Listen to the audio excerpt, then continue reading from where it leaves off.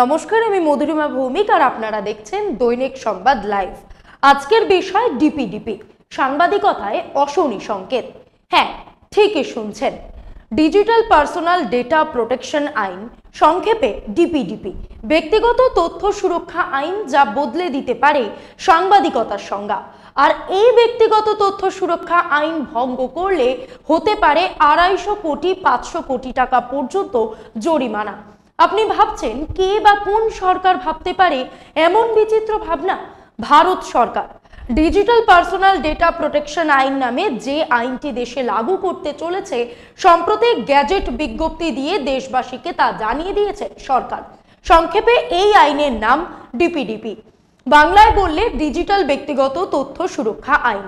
এমনিতে এই আইনটির উদ্দেশ্য, অন্তত সরকার যেমনটা বলেছে, তা হলো ডিজিটাল দুনিয়ায় আম জনতার তথ্যের গোপনীয়তা রক্ষা করা এবং সুরক্ষিত রাখা, যাতে কেউ বিনা অনুমতিতে অন্যের তথ্য ব্যবহার করতে না পারে, যাতে সেই তথ্য সুরক্ষিত থাকে, তা নিশ্চিত করাই নাকি লক্ষ্য এই আইনের। আপনাদের হয়তো মনে আছে, 2 বছর আগে 2023 সালের আগস্ট মাসে তৎকালীন কেন্দ্রীয় তথ্য প্রযুক্তি মন্ত্রী অশ্বিনী বৈষ্ণব লোকসভায় এই বিলটি পেশ করেছিলেন। তা নিয়ে তখন বিরোধীরা প্রবল আপত্তি তুলেছিলেন। পাল্টা সরকারের বক্তব্য ছিল, ডিজিটাল দুনিয়ায় আম জনতার তথ্যের গোপনীয়তা বজায় রাখা এবং তা সুরক্ষিত রাখতে আইন তৈরি করা নিয়ে দীর্ঘদিন ধরেই সরকারের অন্দরমহলে আলোচনা চলছে। কারোর তথ্য তার অনুমতি ছাড়া অন্য কেউ যাতে ব্যবহার করতে না পারে, সেই তথ্য সুরক্ষিত থাকে, তা নিশ্চিত করাই এর লক্ষ্য। বিরোধীদের মূল দাবি ছিল বিলটি সংসদীয় কমিটিতে পাঠানো হোক, কারণ তার আগে সরকারের প্রথম বিল নিয়ে যৌথ সংসদীয় কমিটিতে আলোচনা হয়েছিল। কমিটির সুপারিশের পরে বিলটি সংসদ থেকে প্রত্যাহার করে এটি ছিল নতুন বিলের খসড়া। বিরোধীরা সেই সময় দাবি তোলেন, পুরনো বিলের সঙ্গে নতুন বিলের অনেক ফারাক, ফলে বিলটি নিয়ে সংসদীয় কমিটিতে আলোচনা প্রয়োজন। বিরোধীদের মূল অভিযোগ ছিল, বেসরকারি সংস্থাগুলোর আম জনতার গোপন তথ্য ব্যবহারে বিধিনিষেধ জারি করা হলেও সরকারের যে কোনো সংস্থার তা ব্যবহারে ছাড় দেওয়ার যথেষ্ট ক্ষমতা দেওয়া হয়েছে এই বিলে। তখনই বিস্তর শোরগোল শুরু হয়। বিরোধীরা আওয়াজ তোলে, তথ্যের গোপনীয়তার নামে তথ্যের অধিকার আইন লঘু করার চেষ্টা চলছে। এই বিলে একটি তথ্য সুরক্ষা পর্ষদ তৈরি করার তখনই কথা বলা হয়েছিল। সরকার বলেছিল, ব্যক্তিগত তথ্যের গোপনীয়তা লঙ্ঘন হলে পর্ষদ তার বিচার করবে। বিরোধীদের অভিযোগ ছিল, পর্ষদে কেবল কেন্দ্রীয় সরকারের প্রতিনিধিরাই থাকবে, ফলে কারোর তথ্য ফাঁস হলে তার কিছুই করার থাকবে না। কর্পোরেট সংস্থাগুলোরও এই বিষয়ে নির্দিষ্ট সময়ের মধ্যে পদক্ষেপের দায়বদ্ধতা নেই। সেই সময় লোকসভায় কংগ্রেসের দলনেতা অধীর চৌধুরী বলেছিলেন, এই বিল তথ্যের অধিকার আইনকে পিষে ফেলার চক্রান্ত। কিন্তু তা সত্ত্বেও স্পিকার ধ্বনি ভোটের মাধ্যমে বিল পেশের অনুমতি দিলে বিরোধীরা লোকসভায় ওয়াকআউট করে বেরিয়ে গিয়েছিলেন। কথা হলো, বিরোধিতা হলেই যে আইন রদ হবে এমন দিব্যি কে দিয়েছে? ফলে সরকার আইন প্রায় লাগু করেই ফেলেছে, গ্যাজেট নোটিফিকেশন দিয়ে সেই কথা জানিয়ে দিয়েছে। তবে এই বিলে একটি মারাত্মক কথা রয়েছে। বলা হয়েছে, যে কোনো সাংবাদিক বা সংবাদ সংস্থা বা কোনো সংবাদ এজেন্সি যদি সেই ব্যক্তির অনুমতি ছাড়া তার নাম ব্যবহার করে, তবে তার বিরুদ্ধে কঠোরতম আর্থিক জরিমানা হবে। সেই আর্থিক জরিমানার মূল্য কত? 10,000 থেকে শুরু করে 250 কোটি টাকা পর্যন্ত। ভাবুন একবার। আইনে আরো বলা হয়েছে, কেউ যদি সেই জরিমানাটা না দেয় বা দিতে না পারে, তখন দণ্ডের অঙ্কটা বাড়তে পারে 500 কোটিতে গিয়ে। এ তো সেই ব্রিটিশ শাসনের নীলকরের মতো। বংশ পরম্পরায় দাদন দিতেই থাকবে, সাতপুরুষেও ঋণ মুক্তি মিলবে না। আমরা এই প্রসঙ্গে দৈনিক সংবাদ পত্রিকার বর্ষীয়ান সাংবাদিক রাজীব মৈত্রর পর্যবেক্ষণ শুনে নেব। দেখুন কি বলেছেন তিনি। এই যে ডিজিটাল পার্সোনাল ডেটা প্রোটেকশন আইন, মানে ডিজিটাল ব্যক্তিগত তথ্য সুরক্ষা আইন, যেটা লাগু করা হবে বলে সরকার ইতিমধ্যে গ্যাজেট নোটিফিকেশন দিয়ে দিয়েছে, সেটা সরকারের বক্তব্য যে ডিজিটাল দুনিয়ায় আমজনতার তথ্যের গোপনীয়তা রক্ষা হবে, এতে তথ্য সুরক্ষিত থাকবে, যাতে কেউ বিনা অনুমতিতে অন্যের তথ্য ব্যবহার করতে না পারে, যাতে সেই তথ্য একেবারে সুরক্ষিত থাকে, তা নিশ্চিত করাই নাকি আইনের লক্ষ্য। কিন্তু এই আইনটিতে এক জায়গায় বলা হয়েছে যে কোনো সংবাদ সংস্থা বা কোনো সংবাদ এজেন্সি বা কোনো সাংবাদিক যদি কোনো ব্যক্তির অনুমতি ছাড়া তার নামটি ব্যবহার করেন, তার বিরুদ্ধে কঠোরতম আর্থিক জরিমানা হবে। সেই আর্থিক জরিমানার মূল্য কত? আইনের দেখলাম লেখা আছে 10,000 টাকা থেকে শুরু করে 250 কোটি টাকা পর্যন্ত। ভাবুন একবার, 250 কোটি টাকা, এবং এই টাকাটা যদি আপনি সময় মতো না দেন সেটা বাড়তে বাড়তে 500 কোটি টাকায় গিয়ে ঠেকতে পারে। আমি একটা অন্য প্রসঙ্গে আসছি, যে আমি যদি কারোর অনুমতি ছাড়া কারোর নাম ব্যবহার করা যায় কিনা। বরাবরই আমরা ধরুন যারা 90-এর দশক থেকে সাংবাদিকতার জগতে পেশা হিসেবে এসে পেশাকে বেছে নিয়েছি, আমাদের সেই সময় আমাদের মূল সোর্স ছিল, মানে সংবাদ পাওয়ার একটা অন্যতম সূত্র ছিল মানুষের সঙ্গে ইন্টারাকশন, তার সঙ্গে কথা বলা। কোনো নেতার সঙ্গে কথা হচ্ছে বা কোনো শিল্প সংক্রান্ত শিল্প ক্ষেত্রের কোনো ঘনিষ্ঠ লোকের সঙ্গে কথা হচ্ছে, তিনি আমাদের বলতেন, দেখুন আমি আপনাকে বলতে পারি কিন্তু আপনি আমার নামটা দয়া করে লিখবেন না। আমরা সেই বিশ্বাসটা তাদেরকে অর্জন করতাম। অর্জন করার পর প্রচুর সংবাদ আমরা করেছি, জনৈক আমি শুধু নয়, ভারতবর্ষের নামি দামি সাংবাদিকরা করেছেন, সূত্রকে উদ্ধৃত করে, এবং সেটাকে নিজের বক্তব্যকে সাবস্ট্যান্সিয়েট করার জন্য যদি আমি ধরা যাক এ নামক একটি কোম্পানি বা বি নামক কোনো একজন সরকারি আধিকারিক, তার কোনো দুর্নীতি বা তার কোনো ক্ষমতার অপব্যবহার সম্পর্কে আমি কোনো খবর করতে যাব, আমি তো আমার সূত্র মারফত সবটা জেনেই ফেলেছি। আমার শুধু কাজ ছিল, এটা আমাদের সাংবাদিকতার একটা এথিক্স, যে যার সম্পর্কে লিখছি আমি তার বক্তব্যটাকেও একইভাবে গুরুত্বের সঙ্গে প্রকাশ করব, কারণ তারও একটা, প্রত্যেকটি মানুষের একটি আত্মপক্ষ সমর্থনের তার সুযোগ দেওয়া উচিত। এটাই বিধেয়। এবারে আমরা যেটা করতাম তখন সেই সময়ে, ধরুন 90 দশক কি 00 দশকের গোড়ার দিকে, সেটা হচ্ছে আমরা কিছু একটা জানলাম, সবই জানলাম, ধরা যাক এ নামক একটি কোম্পানি বা বি নামক কোনো সরকারি আধিকারিক বা সি নামক এই ধরনের কেউ, আমরা তাকে একবার ফোন করে, সবচেয়ে বেশি যোগাযোগ করে, একবারে সামনে গিয়ে যোগাযোগ করে বলতাম, দেখুন এই ধরনের কিছু কি ঘটনা কিছু ঘটেছে কিছু। তিনি কিছু একটা বলতেন যে না আপনি এটা ভুল শুনেছেন, বা আপনি না ঠিক শুনছেন না, আমার এটা মনে হয় না, আপনি যেটা শুনেছেন সেটা ভুল, বলে তিনি একটা কোনো বক্তব্য পেশ করতেন। এবং তখন কিন্তু সিচুয়েশনটা এখনকার মতন একটা হিংস্র বাতাবরণ, মানে রিভেঞ্জ নেব, তার বিরুদ্ধে কোনো ব্যবস্থা নেব, এরকম বিষয়টা ছিল না। যাকে বলতাম তিনিও খুব সংবেদনশীল হয়ে আমাদের কথার উত্তর দিতেন, এবং আমরা সেই কথাটিও যথাযথ গুরুত্ব সহকারে ছাপার চেষ্টা করতাম। এভাবেই চলছিল।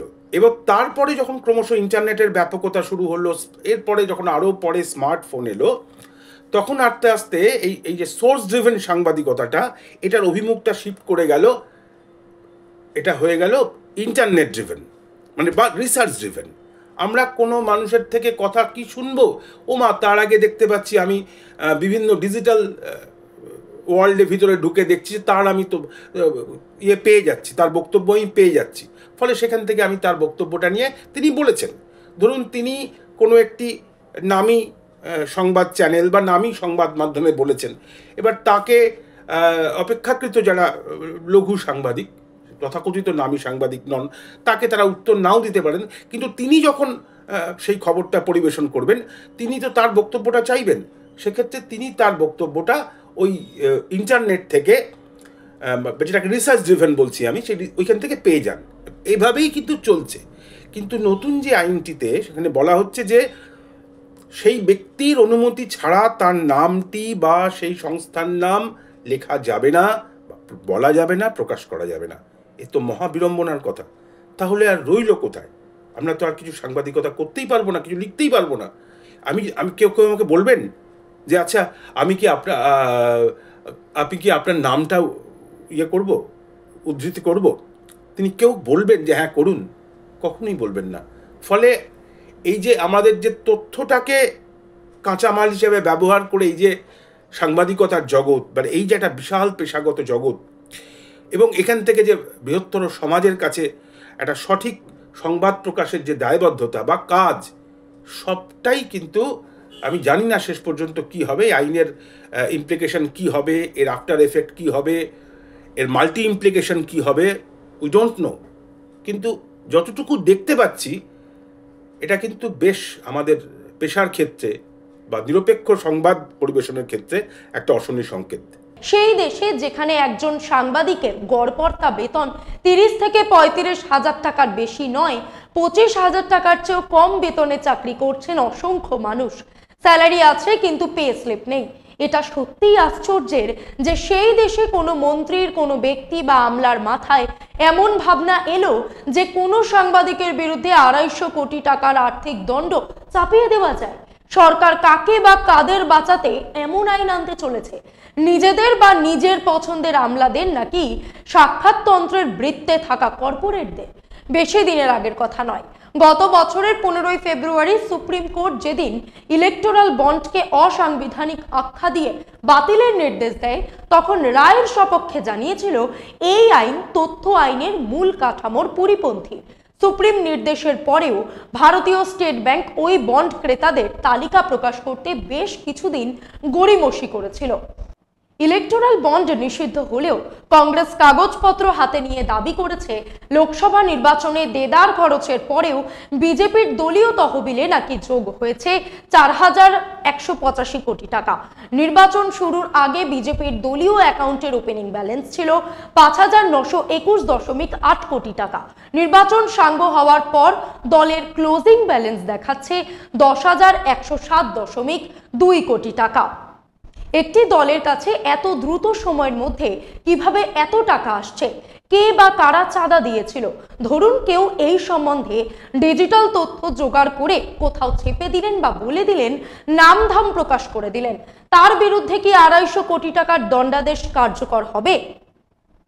সুকুমার রায় এমন আইন নিয়েই শিব ঠাকুরের আপন দেশে আইন কানুন সর্বনেশে লিখেছিলেন কিনা জানা নেই, কিন্তু ভারতবর্ষে 30টির বেশি নাগরিক সংগঠন যারা নাগরিকদের অধিকার নিয়ে কাজ করে, তাদের বক্তব্য এই আইনটি পুরো দস্তুর লাগু হয়ে গেলে কোনো ইউটিউবারের পক্ষে কারোর নাম নিয়ে কিছু বলা কিংবা লেখা রীতিমতো মুশকিল হয়ে উঠবে। স্বচ্ছতা এবং দায়িত্ব বিভাগ নিয়ে কাজ করা ভারতের বিশিষ্ট সমাজকর্মী অঞ্জলি ভার্দাজ এই আইন প্রসঙ্গে বলেছেন, এটা লাগু হয়ে গেলে কোনো সাংবাদিক এবং কোনো নাগরিক তথ্য জানার অধিকার আইনে তৃতীয় কোনো ব্যক্তির তথ্য। सूचना के अधिकार कानून ने हमारे देश में लोगों को सशक्त किया है कि वो सरकार से सूचना ले सके और जवाबदेही मांग सके। जहां पर भी उनके अधिकारों का हनन होता है, भ्रष्टाचार होता है, मानव अधिकार हनन होता है, वहां पर लोग सूचनाएं निकालते हैं और सरकारों को जवाबदेह करते हैं। हर साल हमारे देश में 60 लाख RTI एप्लीकेशन लगती हैं जिसमें लोग सूचनाएं मांगते हैं। अब ऐसे में सरकार हाल ही में एक डेटा प्रोटेक्शन कानून लेके आई है, ये कहकर कि हम लोगों की निजता को, उनके निजता के अधिकार को सुरक्षित रखना चाहते हैं। पर अगर आप उस कानून को पढ़ें तो उसमें ना तो लोगों की, हमारी निजता के अधिकार को बचाया गया है और साथ ही में सूचना के अधिकार जो हमारा है उसे भी पूरी तरह से खत्म करने की एक प्रयास दिखाई दे रहा है। अब इसमें हम समझे कि क्या करा है सरकार ने।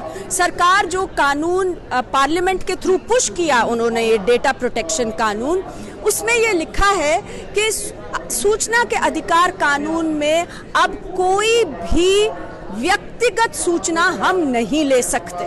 तो ये एक बहुत बड़ा धक्का है, क्योंकि कानून में, RTI कानून में निजता को भी प्रोटेक्ट किया गया था, प्रिवेसी को भी प्रोटेक्ट किया गया था और सूचना दिलाने का भी ढांचा था। तो धारा 81J जो थी RTI कानून की, वो ये कहती थी कि अगर कोई व्यक्तिगत सूचना है वो नहीं दी जाएगी, उसका यदि कोई जनहित से लेना देना नहीं हो, पब्लिक एक्टिविटी से लेना देना नहीं हो, या वो अनवारंटेड इन्वेजन ऑफ प्रिवेसी, निजता को ठेस पहुंचाए। अब ऐसे में कानून को संशोधित कर दिया गया है डीपीडीपी के थ्रू, और अब ये लिखा गया है कि कोई भी व्यक्तिगत सूचना हम नहीं ले पाएंगे। इसका क्या मतलब हुआ? आज अगर हम देखें, गांव में बैठे लोग, बस्तियों में बैठे लोग, पूरे देश में कंसर्न लोग सूचनाएं मांगते हैं कि अगर राशन नहीं मिल रहा है तो राशन की सूची देखें, किसको राशन मिल रहा है, कितना राशन मिलना था, नहीं मिला तो कब मिला लास्ट, ये सारी चीज़ों को देख सकें।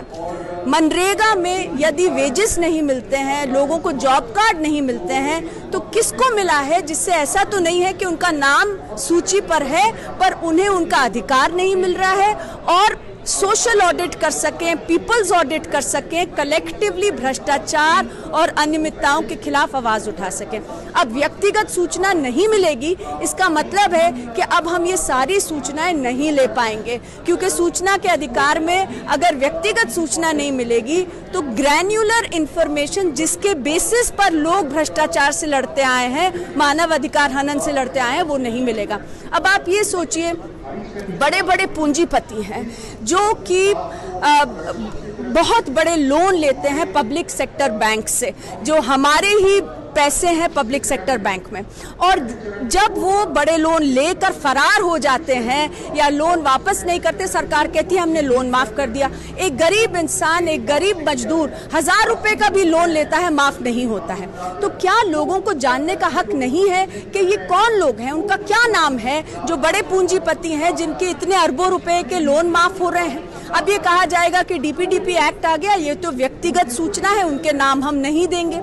ये सूचना कि किन के नाम ऐड हुए इलेक्टोरल लिस्ट में, जो वोटर लिस्ट है, किसके नाम ऐड हो रहे हैं, किसके नाम डिलीट हो रहे हैं, क्या कोई किसी समुदाय के हैं, मुस्लिम समाज के हैं या क्रिश्चियन है इसलिए नाम कट रहे हैं, दलित समुदाय के हैं, ये सारी सूचनाएं तभी सही से लोगों तक पहुंच सकती हैं जब ये लिस्टें जो हैं लोगों के साथ मुहैया कराई जाएं। अब कहा जाएगा इन लिस्टों में तो नाम लिखे हैं, पता लिखा है, ये सब हम नहीं देंगे।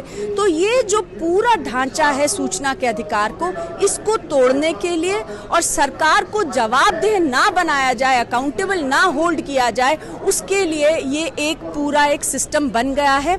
इसका विरोध करने की सख्त ज़रूरत है, क्योंकि ये सिस्टम जो है ये हमारे देश में जो लोकतंत्र में है इसकी कोई जगह नहीं हो सकती।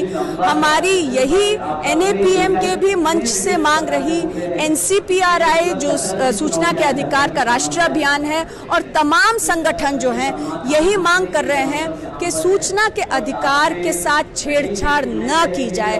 जो डेटा प्रोटेक्शन कानून में ये प्रावधान लाया गया है कि सूचना के अधिकार के सेक्शन 81J को संशोधित किया जाएगा, उसे रोल बैक किया जाए।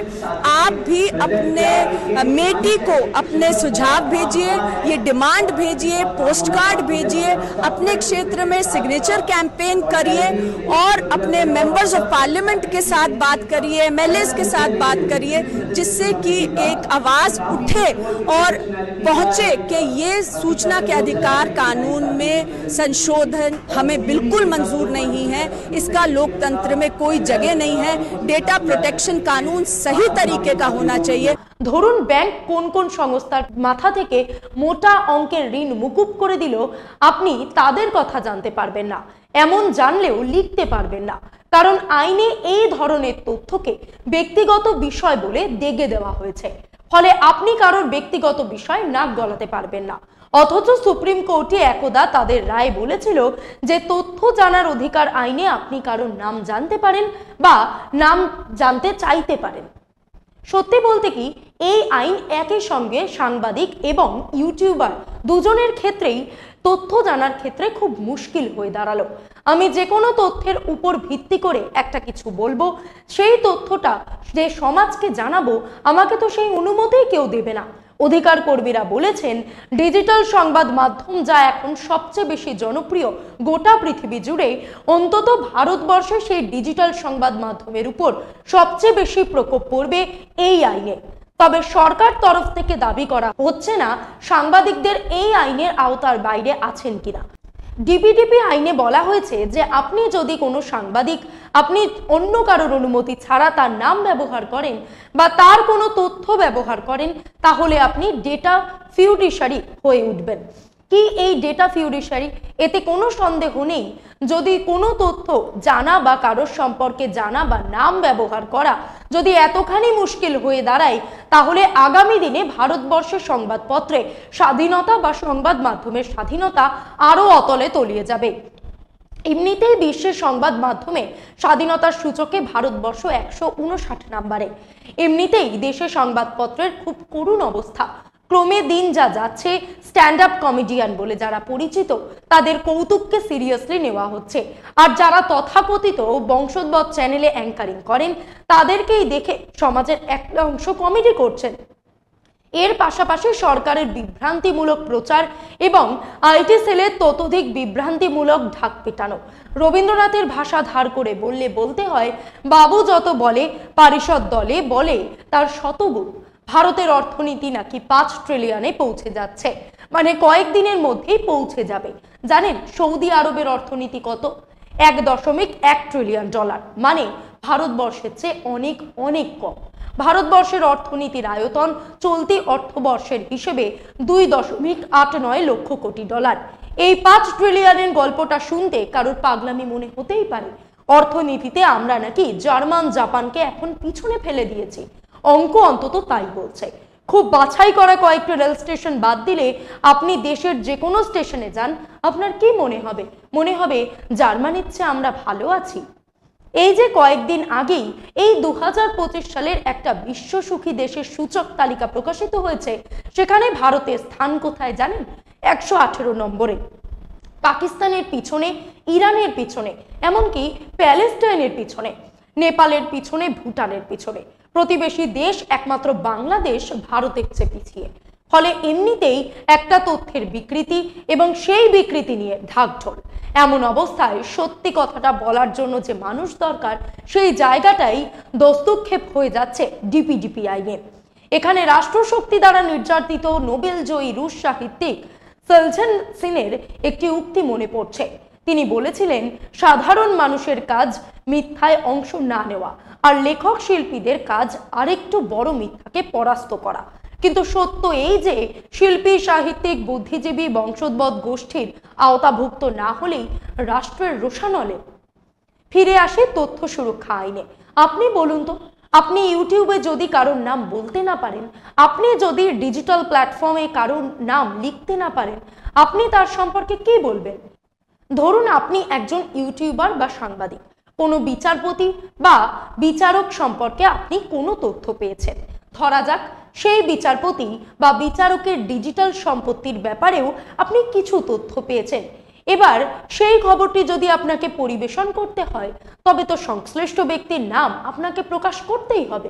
উদাহরণস্বরূপ সেই বিচারপতির নাম যদি হয় জাস্টিস বর্মা, সেক্ষেত্রে আপনি বিচারপতি বর্মার অনুমতি না নিয়ে তার নামটি আর প্রকাশ করতে পারবেন না, বলতেও পারবেন না। সেক্ষেত্রে ডিজিটাল প্রোটেকশন বোর্ড আপনার বিরুদ্ধে 250 কোটি টাকার জরিমানা ধার্য করতে পারে। সেই টাকা আপনি না দিলে জরিমানার অঙ্ক বেড়ে হতে পারে 500 কোটি টাকা। ধরুন কোনো সাংবাদিক কোনো ক্রাইমের খবর করছেন, সংশ্লিষ্ট পুলিশ আধিকারিকের নাম প্রকাশেও কোনো অনীহা নেই, তিনি এবিসি কারোর নাম বলে দিলেন। কিন্তু একজন সাংবাদিক হিসেবে আপনি এবিসির পারমিশন ছাড়া তাদের নামটি প্রকাশ করতে পারবেন না। এরপরে আর কি রইল সাংবাদিকতা? কি রইল 4th পিলারের স্বধর্ম? এই আইনটি সম্পর্কে national campaign for people's right to ইনফরমেশনে বলেছে, এই বিলে সাংবাদিকদের কোথাও কোনো ছাড় দেওয়া হয়নি, বরং যারা ডিজিটাল মাধ্যমে সংগ্রহ করেন, যারা ইউটিউবে চ্যানেল চালান, তারা সকলেই এই আইনের আওতায় পড়বেন। আপনাদের অনেকের মনে থাকতে পারে যে 2017 সালে রাজস্থানের মুখ্যমন্ত্রী ছিলেন বিজেপির বসুন্ধরা রাজে সিন্ধিয়া। সাংবাদিকদের কন্ট্রোল করার একটা আইডিয়া তিনি ভেবেছিলেন, সেই মতো একটি খসড়া আইন নিয়ে এসেছিলেন। তাতে বলা হয়েছিল যে সরকারের কোনো খবর কোনো সরকারি অফিসার বা সরকারি দপ্তর, ম্যাজিস্ট্রেট কিংবা জেলা শাসকের বিরুদ্ধে চলা তদন্ত সম্পর্কে কোনো খবর প্রকাশ করার আগে সরকারের থেকে অনুমতি নিতে হবে। এই অনুমতি না নিয়ে যদি সেই সংবাদটি ছাপা হয় তাহলে সংশ্লিষ্ট সাংবাদিকের 2 বছর পর্যন্ত জেল হতে পারে। সেই সময় রাজস্থানে এই খসড়া বিলের তীব্র বিরোধিতা শুরু হয়। বিরোধিতার ঠেলায় সরকার যে আইনটি সিলেক্ট কমিটিতে পাঠাতে বাধ্য হয়। 2017 সালের ডিসেম্বর মাসে এই আইনটিকে মৃত বলে ঘোষণা করে বসুন্ধরা সরকার। তবে সরকারের যুক্তি ছিল তারা আইনটি নিয়ে আসতে চেয়েছে এই কারণেই যাতে কোনো সরকারি অফিসার, জেলা শাসক বা সরকারি দফতরের দুর্নীতি সংক্রান্ত খবর ছাপার জন্য সেই সরকারের সঙ্গে ব্ল্যাকমেলিং না হয়।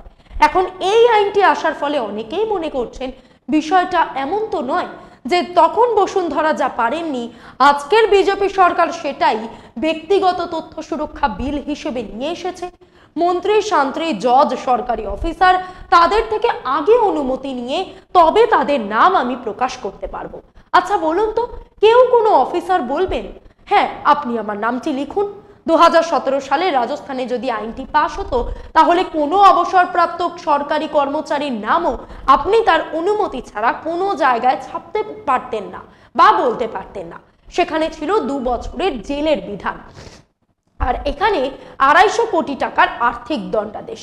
ভারতের একজন গড়পড়তা সাংবাদিকের এই টাকা পরিশোধ করতে 7 প্রজন্ম পেরিয়ে যাবে, তবু টাকা শোধ হবে না। এই আইনের নিয়ন্ত্রকের দায়িত্বে রয়েছে ভারতের ডেটা সুরক্ষা বোর্ড।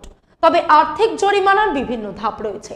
খেয়াল করুন, এখন আমার আপনার সকলের ফোনেই প্রচুর উড়ো কল আসে। এই উড়ো ফোনের শেষ পরিণতি সম্ভবত ডিজিটাল অ্যারেস্ট। এই ব্যাপারে মানুষকে সচেতন করার জন্য অনেক দিন ধরে ভারতের টেলিকম রেগুলেটর অথরিটি ট্রাই কাউকে ফোন করলেই সচেতনতার বার্তা শোনাচ্ছে। আচ্ছা বলুন তো, এই নাম্বারগুলো তারা কোথা থেকে পায়? আপনার নাম্বার অন্যজন কিভাবে পায়? প্রায় অন্য কোনো সংস্থা থেকে যেই সংস্থা আপনার ফোন নাম্বারটি জানে বা যেই সংস্থার কাছে আপনার ব্যক্তিগত কিছু তথ্য গচ্ছিত রয়েছে, সেটা আধারের মতো সবচেয়ে বিশ্বস্ত কেন্দ্রীয় তথ্যাগার হতে পারে, অথবা কোনো বেসরকারি বিপণী সংস্থা হতে পারে, অথবা কোনো মোবাইল অ্যাপ, ধরুন গাড়ি ভাড়ার অ্যাপ কিংবা খাবার ডেলিভারির অ্যাপ। তার মানে তারা তথ্যটি বিক্রি করছে অন্য কাউকে, সেই তথ্য বেহাত হয়ে যাচ্ছে। সরকারের বক্তব্য এই আইনটি আনা হচ্ছে এই বিষয়টিতেই লাগাম পড়াতে। আপনার কি মনে হয় এই একটি আইনে এই বিষয় লাগাম পড়ানো যাবে?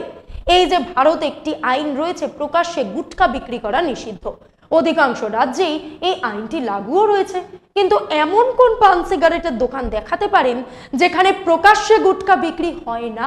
তার মানে কি আইনের থরি কেয়ার? শুধু আইন করলেই তো কাজ শেষ হয়ে যায় না। সেই আইন থেকে রক্ষা করার জন্য লোক লস্কর চাই, তার জন্য নিয়োগ চাই। কে করবে নিয়োগ? বেকারত্বে ভারতবর্ষ প্রায় একের পর এক রেকর্ড ভেঙে চলেছে। বছরে 2 কোটি চাকরির প্রতিশ্রুতি দিয়ে ক্ষমতায় এসেছিলেন নরেন্দ্র মোদী। 10 বছরেও 2 কোটি মানুষের চাকরি হয়নি। প্রতি বছরের 2 কোটি তো আলোকবর্ষ দূরের ব্যাপার।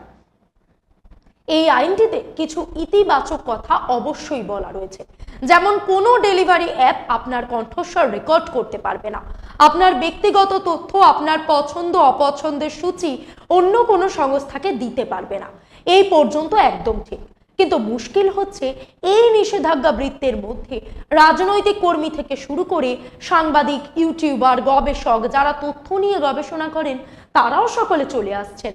গত শতকের 8-এর দশক বা 9-এর দশক থেকে সাংবাদিকতা শুরু করে যারা এখনো এই প্রফেশনে জড়িত আছেন তারা বলেন আগে সাংবাদিকতা ছিল মূলত সোর্স ড্রিভেন, কিন্তু এখন হয়ে গেছে রিসার্চ ড্রিভেন। এর মানেটা কি? গুগল থেকে তাদের এআই, জেমিনাই কিংবা ইলন মাস্কের গ্রকেট থেকে তথ্য নিয়ে সেই তথ্য সমাজে পরিবেশন করা।